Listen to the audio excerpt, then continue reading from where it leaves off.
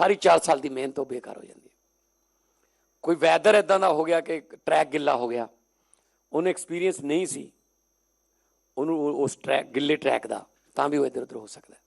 सो जिहड़े वधिया कोचेस ने वो हर हालात दे विच नेरी च हवा हैडविंड टेलविंड सारिया सिचुएशनस दे विच आपदे एथलीटां की तैयारी कराउंदे हैं कि उस दिन ईवेंट वाले दिन कोई भी हालात हो सकते हैं, किहो जिहा भी मौसम हो सकता है, ह्यूमिडिटी हो सकती है, टैंपरेचर ज़्यादा घट हो सकता है। तो सानू भी ये 3 दिन असी भी वैदर जिहड़ा गूगल ते देखते रहे 3 दिन, कुछ कोई इहो जिहा तो नहीं है कि साडी एग्जीबिशन खराब हो जाए, साडे आउटडोर किवें। कल परसों फिर आया मीडिया च कि 14 ते 15 नूं पंजाब दा बदलेगा मौसम, तेज़ हवावां ते हनेरियां चलणगियां। वैसे मैं एक गल कह सकदा गौरमेंट च रह के कि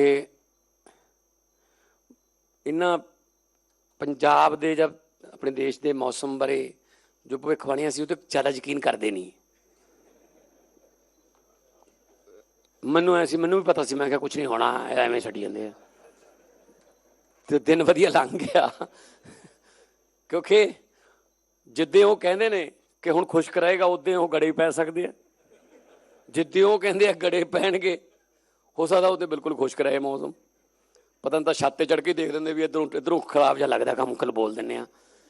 हजे असीं थोड़ा जिहा उस मामले च भी मेरे ख्याल च जे इत्थे कोई कंपनी इदां दी आई है जिहड़ी वैदर ते जां एटमोसफेयर ते काम करदी है, तो साडे लई वो भी असीं पंजाब तो ये लीड, ये भी सानूं ही लीड लैनी पैनी है कि भाई देश च मौसम किहो जिहा रहूगा। हुण तां सकिंटां ते भी दस दिंदे ने कि इन्ने बज के इन्ने मिनट ते इन्ने सकिंट ते मींह दी पहली बूंद डिगूगी। सो एक्यूरेट हो गया, पर असीं वधे होए चले। पर साडा काम उही गल मैं पहलां कहना, साडा जुगाड़ ते चलदा काम। असीं कदे तुसीं भी बहुत सारे सोशल फंक्शनां जाने हो, शादियां च, विआहां च, रिसैप्शनां ते किन्ने बजे लिखिया हुंदा उन्होंने? 7 बजे, शाम के 7 बजे रिसैप्शन का टाइम। तुसीं 7 बजे जाके देखियो तो वेटर भी नहीं आए होंदे। सचदेवा साहब बैठे ने, मेरे गुआढ़ी रहे ने मोहाली च, तो मेरे एक नाल गुआढ़ी ने ब्रिगेडियर साहब ने, बहुत देश के बड़े नाम फौज के रिटायर्ड जिहड़े मिलिटरी अफसर जिन्होंने बहुत सारिया लड़ाइयां लड़ियां, मतलब उन्होंने कुछ जिहड़े साथी ने, उन्होंने टीममेट्स ने जां कह लो क्लासमेट्स ने, जां जिन्होंने इकट्ठे ने ट्रेनिंग की देहरादून, वो पाकिस्तान च भी सेम अहुदियां ते ने। कई बार आपस दे विच लड़ना पै गया जी। उधरों भी सेम देहरादून की अकैडमी का ट्रेंड जिहड़ा ब्रिगेडियर है, इधरों भी तो किते पीस वो दसदे हुंदे है, किते पीस का कोई गलबात हुई, वाइट झंडे लैके दोनों गए, लड़ाई नूं रोक के थोड़ा चिर, तो आपस में उन्होंने पछाण लिया। बलवीर तू, वो कहना अशरफ तू, यार तू 34 नंबर वाला, हाँ कहना मैं 20 वाला, सेम होस्टल। तो उन्होंने आपस च लड़ना पै गया जी। पॉलिटिक्स ऐसी चली। पर उन्होंने एक गल ये भी दसी, ब्रिगेडियर साहब तो मैं बहुत कुछ सीखता रहा उन्होंने नाल, बड़ी मैं हुण भी मिलने चला जाना मैं कदे कदे, कि बेटा जो ड्यूटी आ वो ड्यूटी है, वो ये नहीं देखीदा कि सामने कौन है, बट देश है, देश सब तो पहला है। तो साडे लई ठीक है असीं थोड़ा पजैसिव हाँ पंजाब लई, पर पंजाब लई तां पजैसिव हाँ कि पंजाब जिहड़ा जदों तरक्की करूगा तो साडा देश तरक्की करूगा। असीं पंजाब जिहड़ा देश का हिस्सा बहुत वड्डा।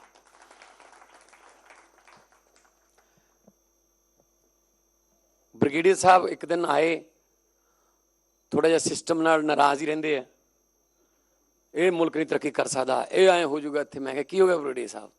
कोई बजे होने 8 साढ़े 8, कहते मेरे एक कोलीग दे बेटे का ब्याह सी, जीरकपुर का कोई मैरिज पैलेस सी, देख कहते की लिखा है, किन्ने बजे बुलाया है? मैं कही 7 बजे। कहते मैं 6:58 ते पहुँच गया। हुण मिलिटरी वाले बंदे बहुत टाइम के पाबंद होंगे। 6:58 ते पहुँच गया, उत्थे वेटर भी नहीं आए सी। मैं कहा जी फिर की कीता? कहते मैं वेटरां दी वेट की। मैंने पहली बार पता लग्या वेटर की फुल फॉर्म होते कि ਉਹਦੀ ਵੇਟ ਕਰੋ, ਉਹਨੂੰ ਵੇਟਰ ਕਹਿੰਦੇ ਆ।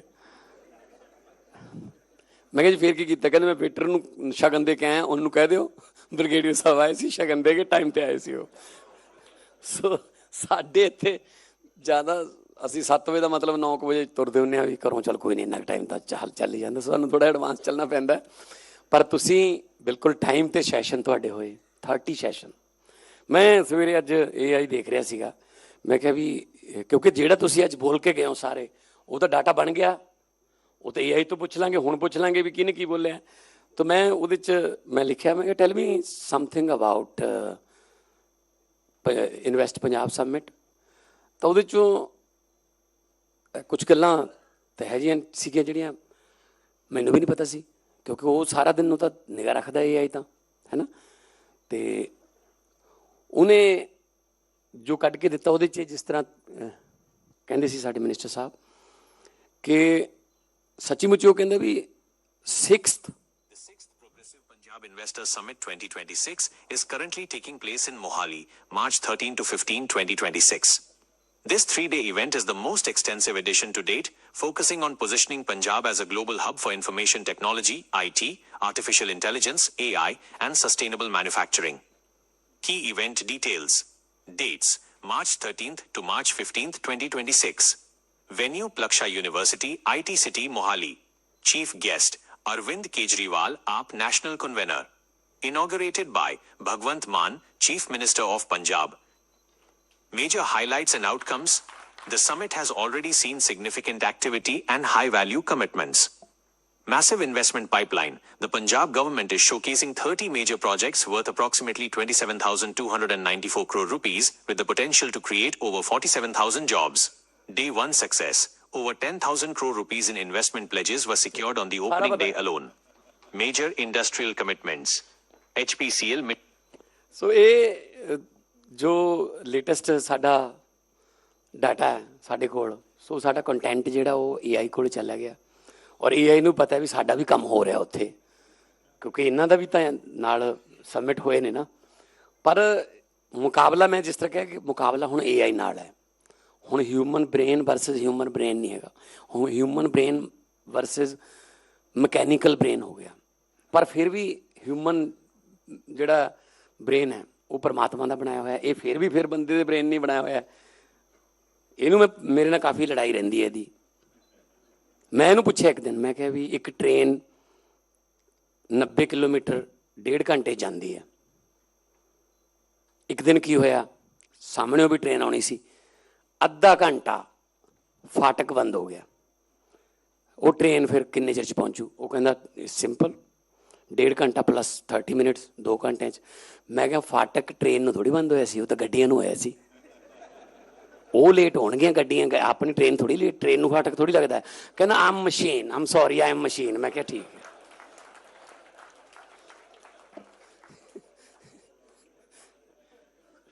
ਮੈਂ ਕਿਹਾ ਆਮ ਭਗਵੰਤ ਮਾਨ।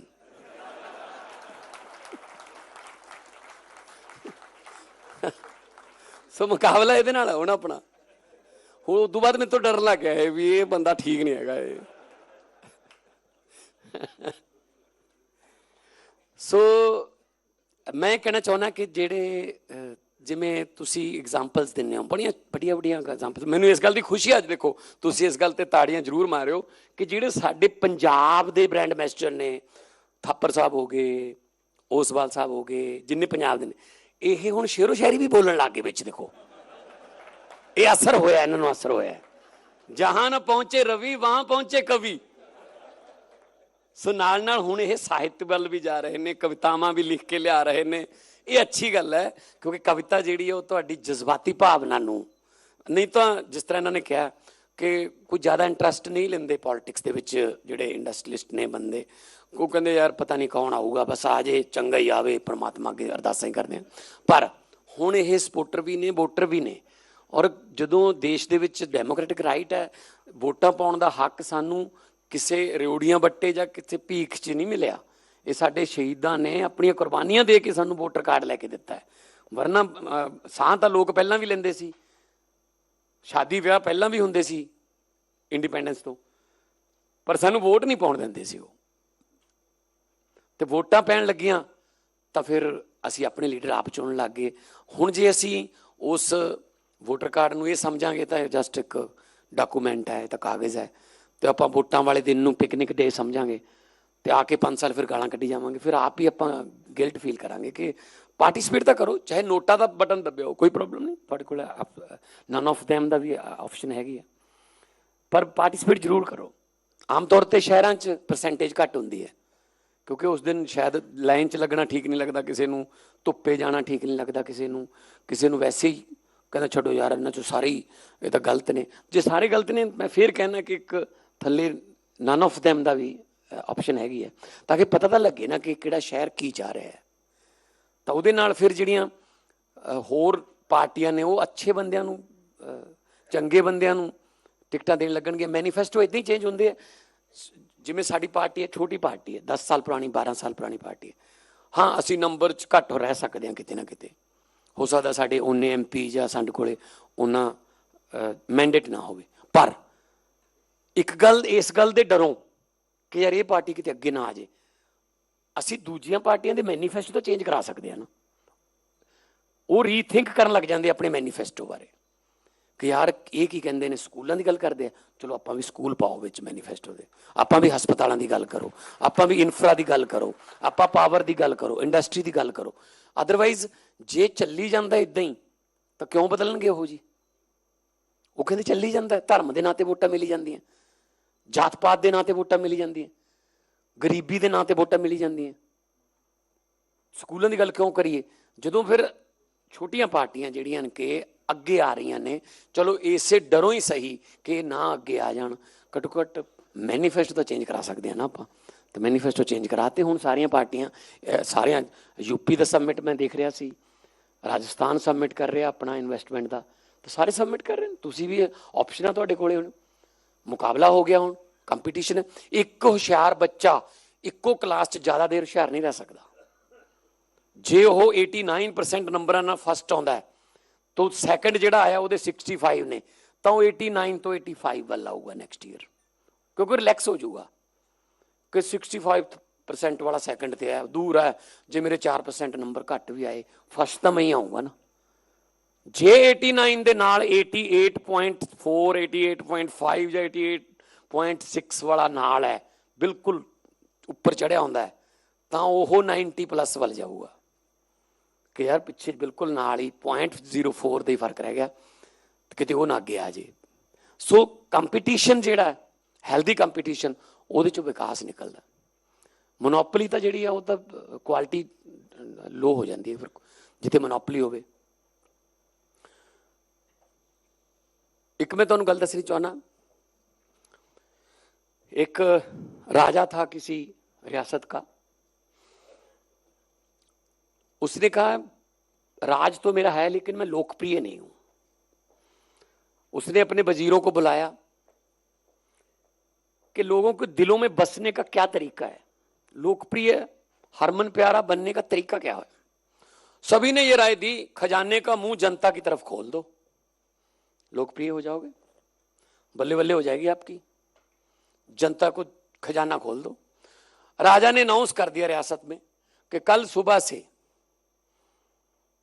सुबह 9 बजे से जो राजा है वो खुद अपने हाथों से लोगों को खजाना बांटेगा, आके लाइन में लग जाओ। लोग लाइन में खड़े हो गए सुबह से। 9 बजे राजा आया, उसने खजाने का मुंह खोला, किसी को हीरे, किसी को मोती, किसी को सोने की मोहरें बांटता गया। एक फकीर ने भी ये सुन लिया अनाउंसमेंट कि ये लोकप्रिय बनने के लिए, लोगों के दिलों में बसने के लिए खजाना बांट रहा है, वो भी लाइन में लग गया। फकीर की बारी आई तो फकीर ने किसी और को देखा, बाहर लाइन में नहीं लगा हुआ था वो, कहता यार तू तो बड़ा बूढ़ा और कमजोर लग रहा है, तू लाइन में कहां से आएगा, लाइन की वेटिंग ही 3 घंटे की हो गई है, तू तो अभी लाइन में लगा भी नहीं, तू ऐसा कर, तू मेरी जगह पे आ जा, मैं बाद में आ जाता हूं। उसने अपनी बारी उस बूढ़े कमजोर व्यक्ति को दी, वो लाइन में लग गया, उसको जो मिलना था मिल गया। वो फकीर फिर लाइन में लग गया, फिर बारी आ गई उसकी। जैसी बारी आने लगी फिर उसने कहा अरे तू तो यार अपाहिज है, तू हैंडीकैप्ड है, तू कब आएगा लाइन में, तेरी बारी कब आएगी, कितनी देर खड़ेगा यार, तू तो मुश्किल है। तू ऐसा कर, तू मेरी जगह पे आ जा, मैं बाद में आ जाता हूँ। फिर अपनी किसी हैंडीकैप को बारी दे दी, उसको जो मिलना था मिल गया। जब 5-7 बार ऐसा किया, पूरे शहर में उस फकीर की बल्ले बल्ले, कि भी एक फकीर आ गया यार, सुबह से अपनी वारियां बांट रहा है यार, क्या बात है। अब राजा को जब पता चला, उसको बड़ा दुख हुआ, यार खजाना मैं बांट रहा हूं और बल्ले बल्ले फकीर की हो रही है यार। तो उसने कहा जी कोई बात नहीं, आने दो। जब वो 10-12 बार ऐसा हुआ, 13वीं बार 14वीं बार जब फकीर की बारी आई, उसने फिर अपनी बारी किसी लाचार को देनी चाहिए, तो राजा ने उसकी बाजू पकड़ी। कहता फकीर गलत कर रहा है। कहता क्या गलत कर रहा हूं महाराज। कहता सुबह से मैं देख रहा हूं 13-14 बार हो गया जी, तू आता है लाइन में लगता है, तेरी बारी आती है तो किसी और को बारी देके फिर लाइन में लग जाता है, ये गलत है। फकीर ने कहा बिल्कुल गलत नहीं है राजा साहब, हम दोनों एक बराबर हैं। कहते कैसे, तू फकीर है मैं राजा हूं। कहता बराबर इसलिए है, जो तेरे पास है तू बांट रहा है, जो मेरे पास है मैं बांट रहा हूं। तेरे पास खजाना है, मेरे पास वारी है, अब देखते हैं कौन पहले खत्म होगा। खजाना तो खत्म हो जाएगा सर 2 दिन में, बारी खत्म थोड़ी होगी, जब मर्जी देते रहो। तो शहीदों ने अपनी जीने की बारी हमें देकर हमको आजाद करवाया है सर। अपनी 23 साल की उम्र में भगत सिंह ने कहा चलो इस बार मैं नहीं जीऊंगा, इस बार मैं अपनी बारी देश के नागरिकों के लिए, कह लो कि मातृभूमि के लिए मैं अपनी बारी छोड़ता हूं जीने की। ये बातें हमको याद रखनी चाहिए।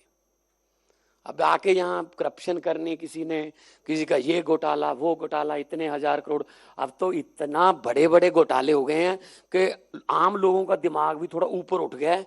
5-7-10 करोड़ के घोटाले की हम खबर पढ़ना बंद कर चुके हैं। कोई यार छोड़, छोटा मोटा चोर होगा, हजारों करोड़ की बात कर यार कोई, मतलब इतना बड़े बड़े घोटाले किए उन्होंने, कहाँ लेके जाएंगे। ऐसे लग रहा है देश को कोई तारीख मिल गई है कि 26 जनवरी 2035 में इस देश को छोड़ के भागना है कहीं, जितने इकट्ठे होते हैं कर लो। अरे यहीं रहना है यार, हमारी जनरेशन ने यहीं रहना है, कुछ ना कुछ उनके लिए लेगेसी छोड़ के जाएं। हमको लेगेसी क्या मिली सरकार में, कर्जा, और ये जो संजीव अरोड़ा जी कह रहे थे शिकायतें, लटकते मामले, ये लेगेसी मिली है। लेकिन हाँ कोई बात नहीं, ठीक कर रहे हैं, पॉजिटिव है, नेगेटिव नहीं होना कभी भी। तो पॉजिटिव थिंकिंग से हम इसको आगे बढ़ा सकते हैं। पंजाब आपको बारी देगा, आप अपनी बारी पंजाब के लेखे लगाइए, पंजाब तरक्की करेगा और ये बारी खत्म नहीं होगी। पंजाब ने जिसको भी बारी दी वो खुले दिल से दी है। तो मैं आपका इस 3 दिना सम्मेलन में स्वागत भी करता हूं और आपका धन्यवाद भी करता हूं कि आप लोग अपने काम छोड़ के 3 दिन यहाँ रहे, हर सेशन अटेंड किया और हर सेशन जो था वो फुल था। इससे पता चलता है जज्बा, इससे पता चलता है कि जब थॉमस एडिसन, जिसने बिजली के बल्ब से लेके हजारों खोजें की, एडी बोलते थे उसको, स्कूल से निकाल दिया और ये नोट देकर निकाल दिया उसके टीचर ने कि ये थोड़ा ऊंचा सुनता है, ये नालायक बच्चा है, ये पढ़ नहीं पाएगा, इसको घर पे कोई और काम। उसकी माँ ने कहा मैं पढ़ाऊंगी इसको, उसकी माँ ने उसको पढ़ाया, फिर एडी थॉमस एडिसन बना। और 60+ एज का था जब फैक्ट्री को आग लग गई, इंश्योरेंस थी नहीं, फैक्ट्री को आग लग गई, सब कुछ जल रहा था सामने आंखों के, रो रहे थे एम्प्लॉय उनके कि कब क्या होगा। जब आग थोड़ा खत्म करके, सब कुछ स्वाहा करके थोड़ा धीमी हुई, तो थॉमस एडिसन ने कहा अपने एम्प्लॉय से, चलो जिंदगी की गलतियां जीते जी आंखों के सामने स्वाहा हो गई, चलो काम शुरू करते हैं। उसके बाद सारी खोजें करी जनाब। सबसे ज्यादा जो इनोवेशंस हुई उसके बाद हुई, उस आग की घटना के बाद। तो किसी भी उम्र में कुछ भी किया जा सकता है जी, उसके लिए एज जो है बार नहीं है। हमारे पास बहुत सी एग्जाम्पलें ऐसी आती रहती। तो लेकिन अपने हाथों से किया हुआ काम, अपने हाथ से बनाई हुई फैक्ट्री, अपने हाथ से लगाया हुआ पौधा, जब वो फल देने लगता है, फूल देने लगता है, छांव देने लगता है, सबसे ज्यादा खुशी उसके मालिक को होती है कि मैंने ये पौधा लगाया था, मैंने ये पेड़ लगाया था। माली दा कम पानी पाउना पर मशकां पावे, मालिक दा कम फल फुल लाउना लावे जा ना लावे। ये काम मालिक का है, मालिक वो परमात्मा है। फल देना, फूल देना, ये मालिक का काम है। मालिक का काम है पानी देना।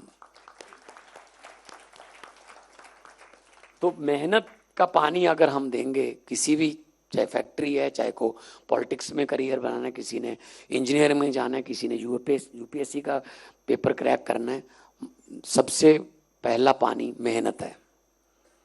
किसी से लिया हुआ लेगेसी में बाप दादे का अगर कोई छोड़ गया, वो उतना स्वाद नहीं देता, वो उतना मजा नहीं देता वो चीज। कोलकाता में एक ओलंपिया सर्कस होती थी। जब मेनका गांधी प्राइम मिनिस्टर बनी तो उन्होंने पाबंदी लगा दी जानवरों के खेलों पर। ओलंपिया सर्कस के पास 10 शेर और 7 हाथी थे। अब पाबंदी लगी जानवरों के खेलों पर कि टॉर्चर करते हो तुम, ये करते हो, तो वो बेरोजगार हो गए हाथी और शेर। लेकिन खाना तो खा रहे थे, हर रोज क्विंटलों में मीट जाता था शेरों के लिए और चारा, हरा चारा जाता था हाथियों के लिए। तो जब कोई चांस ना लगा कि आने वाले दिनों में जी खुलने का चांस नहीं है, पाबंदी हटने का चांस नहीं, तो उन्होंने क्या किया, फैसला किया, वो 10 शेरों को एक ट्रक में भर के बंगाल के जंगलों में छोड़ आए। सच्ची बात है, बंगाल के जंगलों में छोड़ आए। 10-15 दिन के बाद पता चला उन 10 शेरों में से 7 शेरों को जंगली कुत्ते खा गए। कारण, वो शेर पिंजरे में बना बनाया मीट खाने के आदी हो गए थे, एफर्टलेस। कोई उनको प्लानिंग नहीं करनी पड़ी, किसी हिरन को मारने के लिए भागना नहीं पड़ा, कुछ नहीं करना पड़ा। वो बना बनाया उनको सुबह 8 बजे, फिर 12 बजे, फिर 5 बजे बना बनाया मीट मिल जाता था, खा लेते थे। वो अपना टैलेंट भूल गए कि हमारे पंजों में कितनी ताकत है, हमारे जबड़ों में कितनी ताकत। बना बनाया मीट खाने के आदी हो गए। जब जंगल में गए वहां बैठे रहे, और वो दूसरी तरफ कुत्ते, वो भूख से मरते मरते शिकारी बन गए कि भूख से भी तो मरेंगे, चलो इकट्ठे होकर शेर को घेर लेते हैं यार।